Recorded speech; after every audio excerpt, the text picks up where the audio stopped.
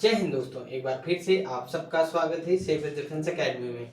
हमने अपने एमपीएसआई के प्रोग्राम में एमपीजी के पढ़ा था एमसीक्यू फॉर्मेट के साथ में। एक बार फिर से हम एमपीजी के पढ़ रहे हैं।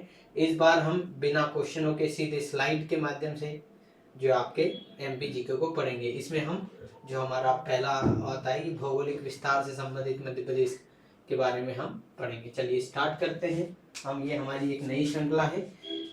एमपीपीएससी 2026 26 अप्रैल को हमारा जो टारगेट है उसी को लेके ये बैच शुरू किया गया है और हम कोशिश करेंगे कि फरवरी के अंत तक या मार्च के पहले सप्ताह में एमपीजीके को फिर से बहुत अच्छे से बहुत विस्तार के साथ एमपीपीएससी के दृष्टिकोण से पढ़ेंगे। साथ ही साथ हम इसमें अलग से एमपी की जो एमपी का सिलेबस है प्रीलिम्स का, उसकी 10वीं यूनिट को भी अलग से उसकी सीरीज चलाएंगे। उसको हम कम से कम 5-7 क्लासेस के माध्यम से अच्छे से उसको भी समझेंगे। और तीसरी हमारी चीज़ जो करंट अफेयर चल रही है वो पूरी हो जाएगी है, यानी कि हमारा आपका current affair plus MP GK की सारी यूनिट्स प्लस 10वीं यूनिट, ठीक है, ये सब हो जाएंगे। उसके बाद आपका बचेगा क्या क्या, यूनिट 7 साइंस, जो है कि साइंस वाला चैप्टर पोर्शन बचेगा। और आपका वो एआई वाला और कंप्यूटर वाला जो आपका है वो बनेगा। आईटी वाली यूनिट, साइंस वाली यूनिट और इंडियन जो आपके इंडियन जीएस की या भारतीय जीके की है ना, तो इन उसके क्लास बचेगी। यानी कि ये 3 सब्जेक्ट हमारे बचेंगे। बाकी लगभग हम सारी चीज़ें एमपी के संबंधित सारी पढ़ लेंगे। बस नेशनल जो जीएस है वो छूट जाएगा, तो वो आप कहीं और से, या आप, मैं कहूँगा आप बस वो लूसेंट से पढ़ लीजिए और ये क्लास करिए, करंट अफेयर को करिए और 10वीं यूनिट को पढ़िए। और थोड़ा सा जो आपका कि साइंस भी आप लूसेंट से ही पढ़ लीजिए। बस हाँ, 11वीं जो 7वीं यूनिट है आईटी वाली, उसके लिए आप कहीं अच्छे रिसोर्स से पे रिलाई करिए। बाकी आप यहाँ से भी करेंगे तो भी उतना ही आपको लाभ होने की पूरी चांस है, ठीक है। चलिए अब हम स्टार्ट करते हैं। तो हम स्टार्ट वापस से हमारे मध्य प्रदेश के भौगोलिक विस्तार की बात करते हैं। तो मध्य प्रदेश का गठन की हम बात करें तो आदिकाल से ही मध्य प्रदेश के गठन की बात है। ये सबसे पहले हम जो अब हम नर्मदा मानव की आज जो हमारा भीमबेटका है जिसकी खोज विष्णु दरवाकानकर ने 1857 में की थी, उसकी बात करें तो वहाँ पे और उसके बाद हथनौरा में आदि जो है आपका कि नर्मदा मानव की संज्ञा दी गई, यानी कि पहले मानव जो आपके नर्मदा घाटी क्षेत्र में थे। तो आदिकाल से फिर आप जो रामायण में या महाभारत में भी निषाद जाति के बारे में पढ़ते हैं कि निषाद जाति जो है इस क्षेत्र में पड़ती है। फिर आपके यदु के वंशजों में जो आपके यदु के जो पुत्र थे हे वगैरह का प्रांत वगैरह जो हमारे क्षेत्र में पड़ा। फिर ये क्षेत्र जो आपके उनके बेटों में बटा और धीरे धीरे आपके ऐसे कहानियाँ, पौराणिक कहानियों में ऐसी चर्चा मिलती है। पर मुख्यतः हमें जो आपके हमारे मध्य प्रदेश के सिंहासन के बारे में जो सबसे बढ़िया जानकारी मिलती है वो मुख्यतः, क्योंकि एक तो ताम्रपाषाण संस्कृति के समय में मिलती है, जिसमें कि आपके ताम्रपाषाण संस्कृतियाँ जो हमारी कायथा की जो संस्कृति है उज्जैन में, वो जो आपकी कौन सी है, ताम्रपाषाण संस्कृति, यानी कि तांबे का उपयोग उसमें किया गया था, ठीक है। तो ताम्रपाषाण संस्कृति ये कहीं ना कहीं या तो हड़प्पा के पहले या हड़प्पा से पहले, या अगर कहें तो उसके बाद, यानी कि ये हड़प्पा अगर 1700 के आसपास 1750 बीसी के आसपास खत्म हो जाती है, तो उसके बाद जो है कि ये वाला ताम्रपाषाण संस्कृतियों का काल आता है। लगभग 300-400 साल का इनमें अंतर हो सकता है, क्योंकि टाइमलाइन को लेके आज भी इसमें मतभेद है। पर आप ये समझिए कि तो उस समय से उसके बाद 16 महाजनपदों की बात करें तो 16 महाजनपद आज में आपके उज्जैन की या अवंती की बात आती है, जिसमें कि 2 राजधानियां थी। और दक्षिण और इसकी दक्षिणी सीमा जो आपके कौन निर्धारित करती थी, तो वो करती थी नर्मदा नदी, और एक महिष्मती थी और एक आपकी उज्जैनी इसकी राजधानी थी, ठीक है। उस समय पे यहाँ के राजा जो थे आपके चंड प्रद्योत थे, और उनका जो उस समय में जो बिंबिसार थे, बिंबिसार ना कि बिंदुसार, बिंबिसार थे हरित डायनेस्टी के, जो कि पहले सबसे मुख्य आपके मगध साम्राज्य के संस्थापक माने जाते हैं। तो वो और इनके बीच में जो है कि ये साड़ू भाई थे, यानी कि साड़ू थे दोनों। इस वजह से जब जो आपके चंद्रप्रद्युम्न बीमार हुए तो उन्होंने उनके जो राजवेद जीवक को, जो बिंबिसार थे, उन्होंने अपने राजवेद जीवक को इनके पास इनके लिए भेजा था। उसके बाद हम फिर से आगे की बात करें तो आगे फिर हम फिर चंद्रगुप्त मौर्य की बात आती। चंद्रगुप्त मौर्य के समय में फिर उनके बेटे बिंबिसार के समय में जो आपके बिंबिसार नहीं बिंदुसार, ठीक है, बिंदुसार के समय में अशोक को जो है आपका उज्जैनी का प्रागपति बनाया जाता है। उसके बाद उज्जैन में वो जो हमारे वैश्य यानी विदिशा के की वैश्य बेटी जो जिनका श्री माया या श्री देवी या ऐसे मतलब देवी नाम होता है उनका, उनसे वो विवाह करते हैं अकबर सॉरी जो है कि अशोक। और फिर जो है कि हम सिलसिला देखते हैं कि फिर वैश्य टेकरी का वो निर्माण होता है। फिर हमारे जो सबसे महत्वपूर्ण जो स्तूप है वो सांची स्तूप है, उसके निर्माण की बात करें बरूद स्तूप है। फिर जो अशोक के शिलालेख हैं तो कहाँ पे आपके दतिया में है, दतिया में गुर्जरा अभिलेख है। फिर जो और भी जितने अभिलेख हैं उनके बारे में चर्चा होती है। और इसके बाद ऐसे ही धीरे धीरे चल के फिर विक्रमादित्य एक एडी में विक्रमादित्य आते हैं जो शकों का नाश करके विक्रम संवत की स्थापना करते हैं, ठीक है। ये और विक्रमादित्य की उपाधि धारण करते हैं, ये एक एडी में। और वो चार एडी के आसपास में, यानी कि चौथी सदी के आसपास में आपके चौथी या पांचवी सदी में जो आपके वो गुप्ता पीरियड के चंद्रगुप्त मौर्य आते हैं, वो उज्जैन को अपनी द्वितीय राजधानी बनाते हैं। और इस तरीके से पूरा ताना बाना अब मैं यहाँ तक पूरी गा सकता हूँ, पर हमारे पास समय की कमी, तो और हम आगे पढ़ेंगे इसे इसको विस्तार से। तो इस तरीके से फिर वर्तमान जो मध्य प्रदेश को हम देखते हैं, तो वर्तमान मध्य प्रदेश का सामान्य परिचय है कि इसकी स्थापना कब हुई थी, तो 1 नवंबर 1956 को। और किसके माध्यम से हुई थी, तो ये आपकी हुई थी फजल अली आयोग, फजल अली आयोग के माध्यम से की सलाह पर, जो कि 1953 में बना था। इसकी सलाह पर आपके 14 राज्य और 8 केंद्र शासित प्रदेशों का गठन हुआ था, उसमें मध्य प्रदेश का भी गठन था। इसने जो आपके और इसमें एच.एम. कुंजरू कुंजरू का तो जो आपके ये थोड़ा बहुत गलत लिखा जा सकता है, एच.एम. कुंजरू और के.एम. पनिकर, ठीक है। ये दो नाम भी आप याद रखिएगा। फजल अली आयोग में इसने रिपोर्ट कब दी थी, 1955-56 में दी थी, और फिर इसे लागू कर दिया गया था, ठीक है। और एक इसमें जो आपके इसी क्षेत्र में आपके मध्य प्रदेश प्लस छत्तीसगढ़ का भी क्षेत्र इसमें शामिल था। फिर 1 नवंबर 2000 को वापस से मध्य प्रदेश का पुनर्गठन होता है, छत्तीसगढ़ को अलग कर दिया जाता है। उस समय पे मुख्यमंत्री जो होते हैं वो होते हैं दिग्विजय सिंह,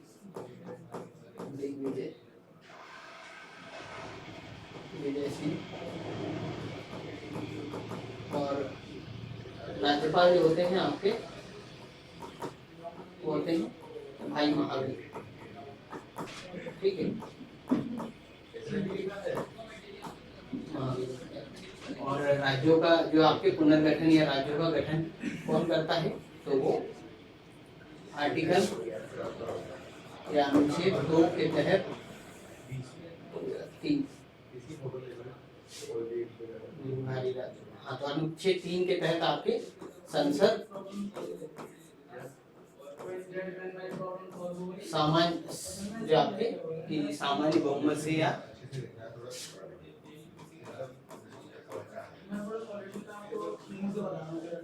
बहुमत से करती है, ठीक है।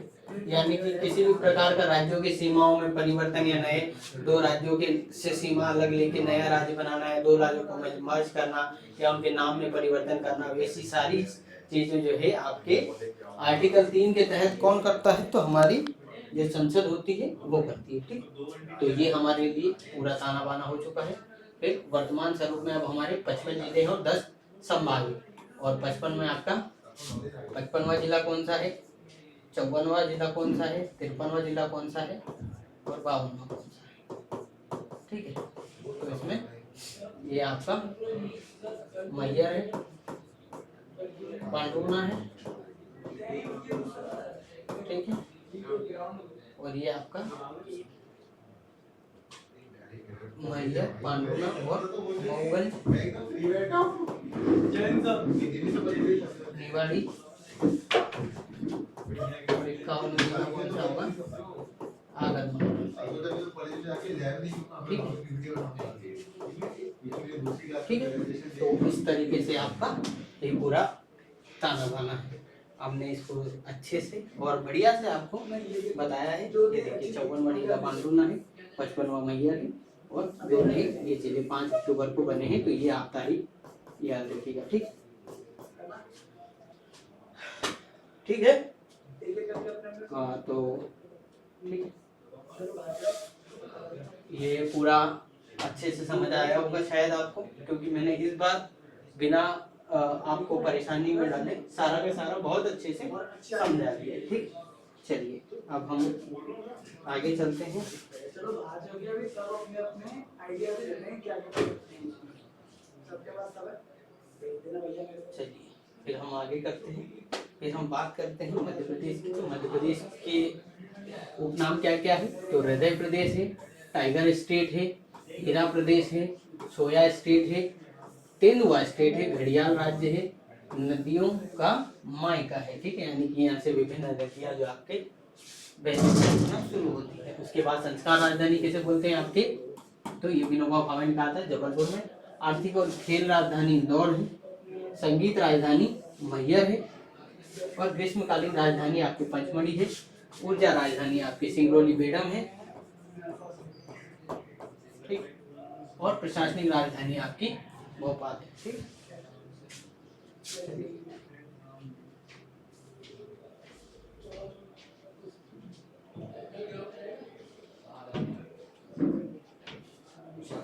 अब हम बात करते हैं, तो वो आपका है कि राष्ट्रीय पशु बारहसिंगा है। ये हमको कहाँ मिलता है, आपका कान्हा, कान्हा किसली, कान्हा किसली नेशनल पार्क में मिलता है और ये कहाँ पे आपका बालाघाट और मंडला डिस्ट्रिक्ट में।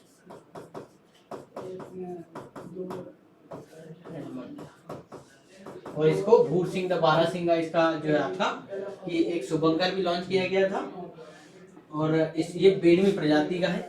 ठीक है, कान्हा किसली में मिलता है और वैज्ञानिक नाम क्या है, रूसवर्थ ड्वाउसेजी और IUCN स्टेट क्या है, वो है वल्नरेबल। ठीक है,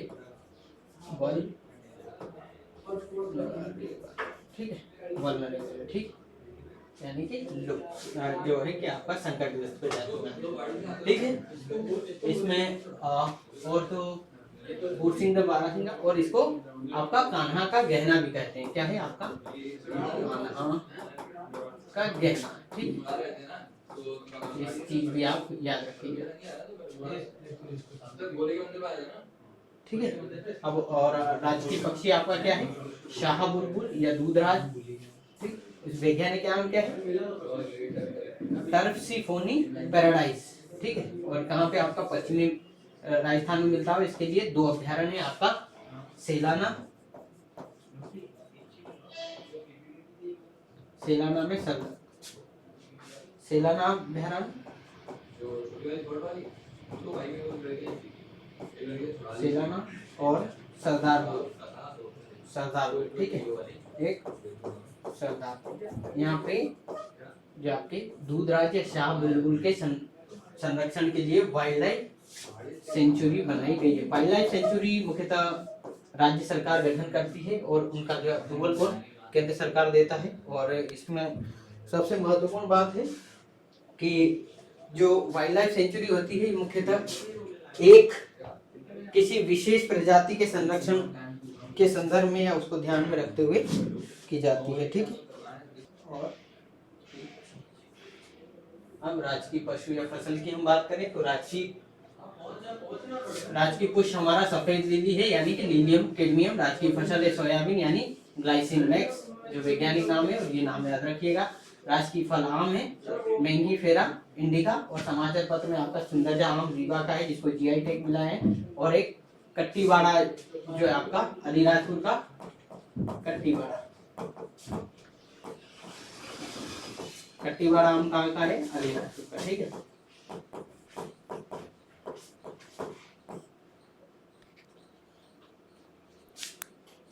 नोटबुक भाई देख लो कहीं पे हाँ जी, तो क्या है आपका कि राजकीय खेल या सांस्कृतिक कला के बारे में हम तो आपका मलखम्ब है, कब घोषित किया गया 2013 में, अकादमी उज्जैन में है, और प्रभात जोशी सम्मान इसके लिए दिया जाता है। राजकीय नाट्य माच है, मालवा में किया जाता है, और राजकीय नृत्य बुंदेलखंड का है, आपका इम्पोर्टेंट है क्योंकि इसके जो राम सहाय पांडे जी है उनकी मृत्यु भी हुई है, कब, शायद 5 या 8 मई के आसपास, तो आप ध्यान रखिएगा 8 मई के आसपास जो है इनकी मृत्यु हुई है, इस वजह से ये सबसे थोड़ा सा महत्वपूर्ण है, ठीक है।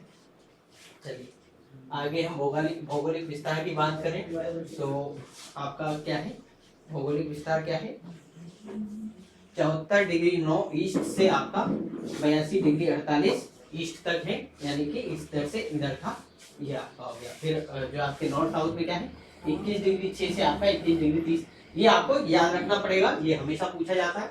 और आपका उत्तर दक्षिण 605 है, और उत्तर जो आपका पूर्व पश्चिम 870 किलोमीटर है। केंद्रीय बिंदु कहाँ है, पृथ्वी का केंद्र आपका मंगलनाथ उज्जैन है, अखंड भारत का केंद्र आपका बरसाली बैतूल है, वर्तमान भारत का केंद्र कौन सा है आपका विदिशा या मनोहर गांव है, और मध्य प्रदेश का केंद्र कहाँ पे, तो वो आपका सागर में है, ठीक है। चलिए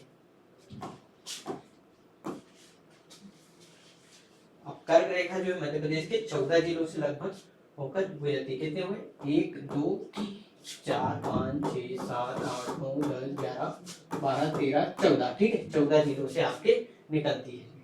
बहुत से लोग यहाँ आपके मंडलायनों पर 14 जिले ही आपके, तो किन किन जिलों से होकर गुजरती है सबसे महत्वपूर्ण है, रतलाम है, उज्जैन है, राजगढ़ है, और आगर है, यानी कि इंदौर आपका बहुचर्चित जिला इसमें नहीं है, ये याद रखने की बात है। फिर सीहोर है, भोपाल है, विदिशा है, रायसेन है, सागर है, दमोह है, और जबलपुर है, और उमरिया है, शहडोल है, और यहाँ पे आपका कटनी है। तो इस वजह तरीके से आपके 14 जिले, ठीक है, 14 जिले जो हमारे मध्य प्रदेश के कर्क रेखा से गुजरते हो। राज्यों की बात करें तो राज्यों में हम कौन कौन से हैं आपके, तो सबसे पहले राजस्थान आएगा, ठीक है, देन गुजरात आएगा, देन महाराष्ट्र आएगा, ओ सॉरी एमपी आएगा, सॉरी मध्य प्रदेश आएगा, उसके बाद आएगा आपका छत्तीसगढ़ आएगा, फिर झारखंड आएगा, फिर वेस्ट बंगाल आएगा, फिर त्रिपुरा आएगा, फिर आपका मिजोरम आएगा, ठीक है। तो ये अब आपका मुझे लगता है कि एमपी का ये क्वेश्चन गलत नहीं होना चाहिए, ठीक है।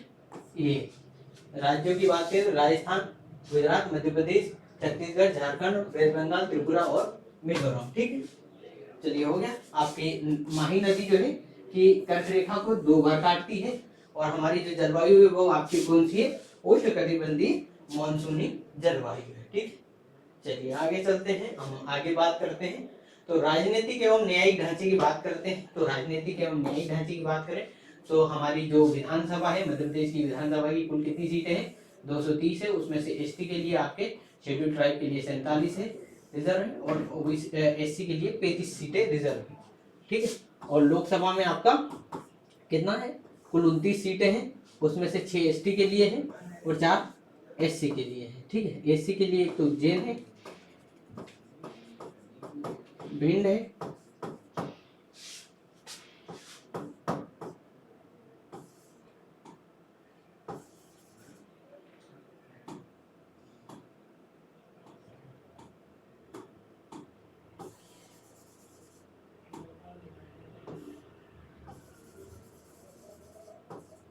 चलिए छोड़िए ये हट नहीं रहा है, तो भिंड, ठीक है, भिंड है, और आपका टीकमगढ़ है, ठीक है, और एक और कौन सा है आपका, तो ये आप मुझे कमेंट बॉक्स में बता देना, और मुझे भी नाम से तो ये 4 जगह एससी के लिए रिजर्व है। और ये ध्यान रखिएगा, इन दोनों के आप नाम याद रख लेना कि कहाँ कौन सी सीट रिजर्व है। और नए जो अभी पद, जैसे कि जब 27 की जनगणना पूरी होगी और नया परिसीमन आयोग आएगा, उसके बाद नए क्षेत्र बनेंगे, ठीक है। तो अभी तक के लिए हमें यही याद रख करना है। और कुल राज्यसभा की सीटें जो हमारी कितनी है, वो आपकी 11 सीटें हैं, ठीक है। मध्य प्रदेश में हाईकोर्ट जबलपुर में स्थापित है, कब 1956 में स्थापित किया था। खंडपीठ इंदौर और ग्वालियर में 1968 में, और भोपाल में आपकी प्रस्तावित है। और न्यूज में क्या आता है कि आपका 17वां भारतीय प्रवासी सम्मेलन 2023 में इंदौर में हुआ था, और इसमें जो मुख्य अतिथि थे वो सूरीनाम के राष्ट्रपति थे, ठीक है, उस समय। आप हम आगे देखते हैं। आगे आपका जनसांख्यिकी एवं अर्थव्यवस्था की बात करें तो आपका ये क्षेत्रफल कितना है, 308252 आपका वर्ग क्षेत्र है। पर जो किरार घाटी विवाद में यही बता, कुछ क्षेत्रों के विवाद के कारण 308245 वर्ग भी मिलता है, परंतु ये हमें ऑफिशियल यही है, तो आप इसी को लगाइएगा, ठीक है। जनसंख्या की बात करें तो 2011 की जनसंख्या के अनुसार 7.26 करोड़ जनसंख्या है। सर्वाधिक इंदौर में है, न्यूनतम निवाड़ी में। और साक्षरता दर की बात करें तो आपका 69.35% है। और जो या 74%, ठीक है, ये केंद्र की है, भारत की राष्ट्रीय, ठीक है। और राज्य की कितनी है आपकी 69.35, तो लगभग इसमें आपके 4 अंकों का अंतर है, ये आप ध्यान रखिएगा। और सर्वाधिक आपकी जबलपुर में है, न्यूनतम आपकी अलीराजपुर में। अर्थव्यवस्था में हम दालों में, हीरे में, तांबा में, मैग्नीज में आपके प्रथम है, ठीक, ये आप ध्यान रखिएगा।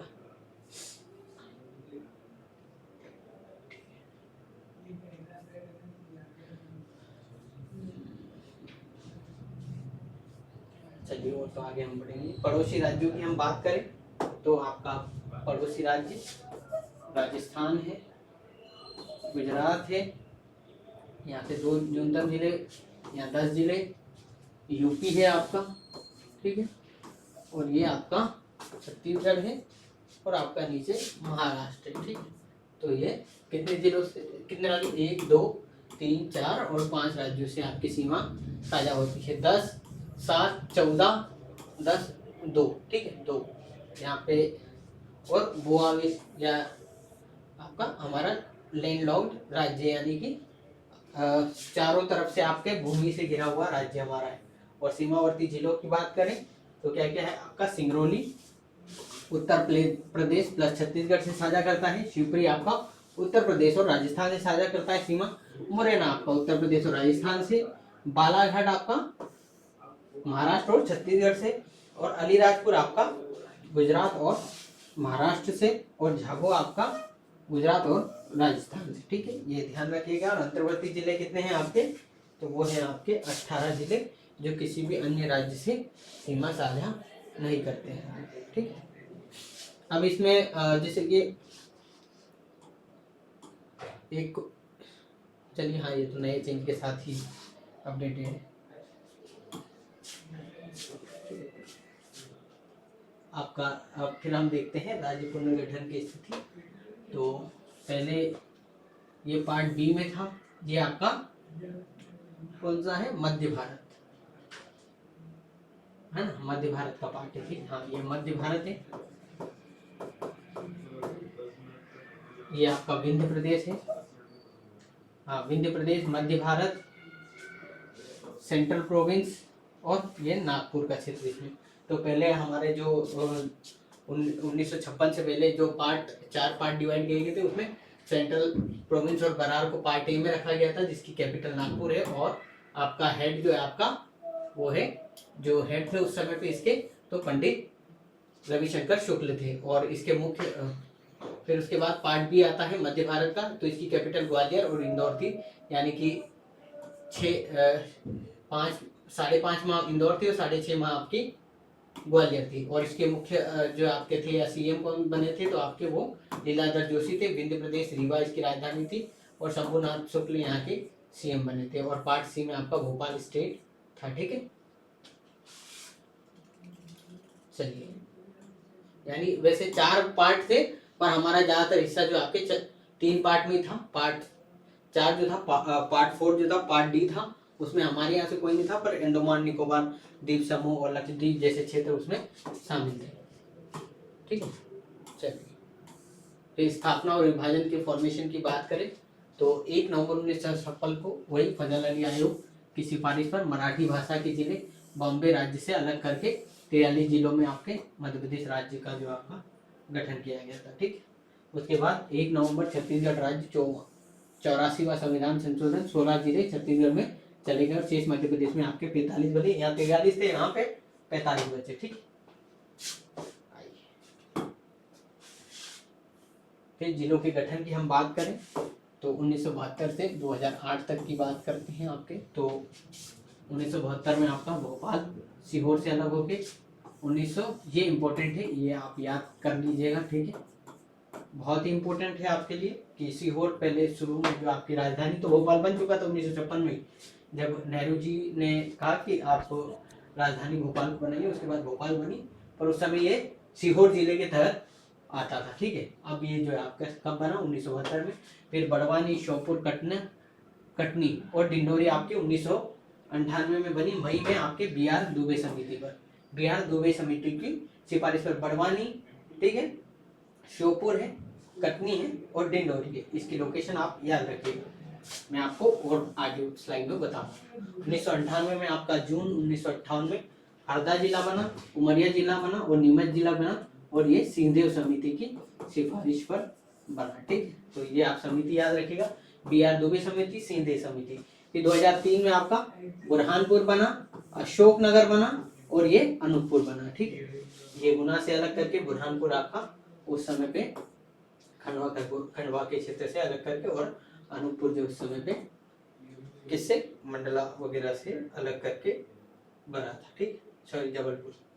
और 2008 में आपका अलीराजपुर और सिंगरौली बना, और फिर 2013 में आपका आगरमालवा बना। ठीक है, फिर आपका 2018 में निवाड़ी, 2023 में आपका क्या बना, मऊगंज। फिर बाद में क्या क्या बने और जिले, पांडुना और मऊगंज, पांडुना और महियर।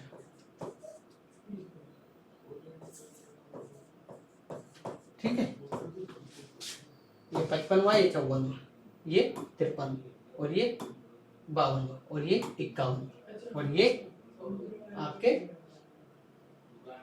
49 तो 50। तो इस तरीके से हमने पूरी अच्छे से विस्तार से आपको जिले की फिर से एक योजना बता दी, कैसे क्या गठन हुआ। 55, 54, 53, 52 और 51। ठीक, इसकी अधिसूचना आप याद रखना 5 अक्टूबर। तो अब हमारे जिलों के गठन 2013 से 23 की बात करें तो ये देख लीजिए फिर से आप। आगरमालवा आपका शाजापुर से अलग करके पांडुना छिंदवाड़ा से, सतना मैया से, मऊगंज रीवा से और निवाड़ी टीकमगढ़ से। देखिए बिल्कुल सही सही बताया। शाजापुर से निवाड़ी आपका 52वां जिला बना। ठीक है, टीकमगढ़ से 53वां जिला कौन सा बना, मऊगंज रीवा से अलग होके 5 अक्टूबर को क्या बना, 13 अगस्त को आपका मऊगंज बना। फिर 5 अक्टूबर पांडुना छिंदवाड़ा से अलग होके, और 2023 में 5 अक्टूबर को सतना आपका मैयर सतना से अलग होके। 2023 में जिलों की अधिसूचना की तिथियां परीक्षा के लिए महत्वपूर्ण है। ठीक,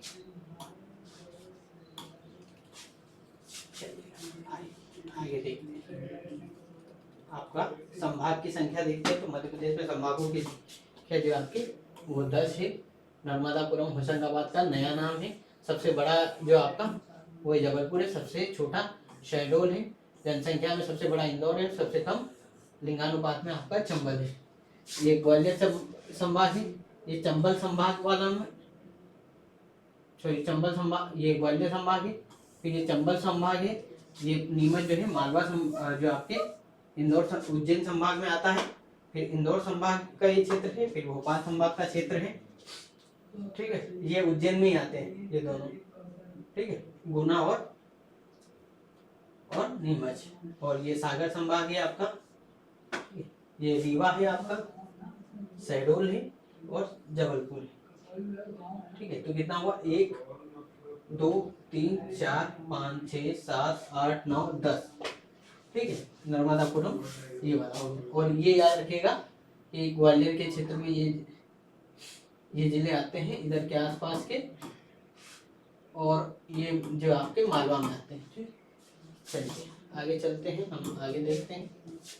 चलिए, तो इसी के साथ हमारा जो है कि एमपी का जो आपका कि भौगोलिक विस्तार और क्या जिलों के गठन या आपकी एक की रूपरेखा या आपकी जानकारी आपके इसके साथ इस क्लास में समाप्त होती है। अगली क्लास में हम इसके जो आपके ज्योग्राफी के बारे में शुरू करेंगे इसी तरीके से, इसी माध्यम से। और इसमें आप बताइएगा कि इसमें क्या कमी है, इसमें क्या सुधार किया जा सकता है, उसी अनुसार हम और इसमें सुधार करेंगे। इसमें हमने कोशिश की, जैसे कि हमने एमपीएसआई के बेस में भी बिल्कुल ऐसे ही पढ़ा है, और मैं भी टेस्ट दे रहा हूँ अच्छी कोचिंगों के एमपीपीएससी के दृष्टिकोण से, तो उसमें भी आपके उस स्लाइड से भी आपके एमपी के क्वेश्चन बन रहे हैं, पर हमने फिर भी एक बार और त्वरित रूप से अच्छे से विस्तार से पढ़ने के लिए ये माध्यम चुना है। तो आप हमें बताइएगा एक तो कि ये नया वाला जो है आपका कि कार्यक्रम आपको कैसा लगा। और इसी के साथ आपका बहुत बहुत धन्यवाद, शुक्रिया। जय हिंद, जय भारत।